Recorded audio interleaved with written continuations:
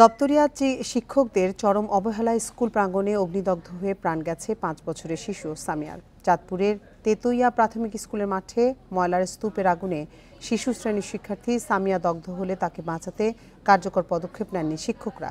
তদন্তে অবহেলার প্রমাণ মেলায় ৮ শিক্ষককে বরখাস্ত ও দপ্তরি চুক্তি বাতিল করা হয়েছে, জানিয়েছেন শিক্ষা অফিসার। এ নিয়ে বিস্তারিত জানাতে চাঁদপুর থেকে আমাদের সাথে যোগ দিচ্ছেন সহকর্মী মনিরুজ্জামান বাবলু। বাবলু, ভবিষ্যতে এই ধরনের ঘটনা রোধে সচেতনতা বাড়াতে কি ধরনের পদক্ষেপ নেওয়া হয়েছে?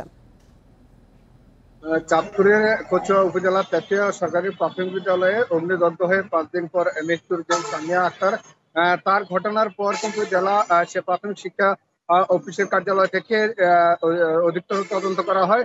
এই তদন্তের মাধ্যমে তাদেরকে যে ৮ শিক্ষককে যে বহিষ্কার করা হয়েছে এবং প্রধান শিক্ষককে স্থায়ীভাবে ব্যবস্থা নেওয়ার জন্য বিভাগীয় উপপরিচালকের কাছে সুপারিশ করা হবে।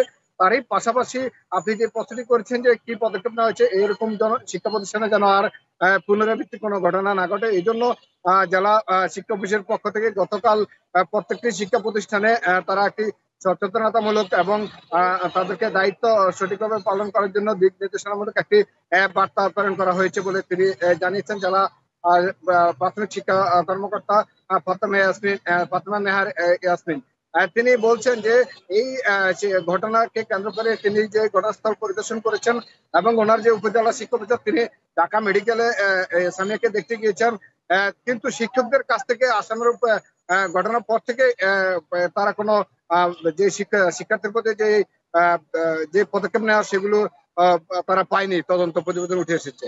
তাদের একটি প্রশ্ন হলো ১০ জন শিক্ষক থাকা সত্ত্বেও কেন আগুন দেওয়া, যখন আগুন নিয়ে যখন সামিয়া ঘটনাস্থল থেকে ৩০ সেকেন্ডের মধ্যে যখন স্কুলের আঙ্গিনা বা ২০ সেকেন্ডের মধ্যে আসতে শিক্ষকদের কাছে এসেছেন, তখন পানি দেওয়া হয়নি কেন, সেটি তদন্তে সবচেয়ে বেশি গুরুত্ব দেওয়া হয়েছে।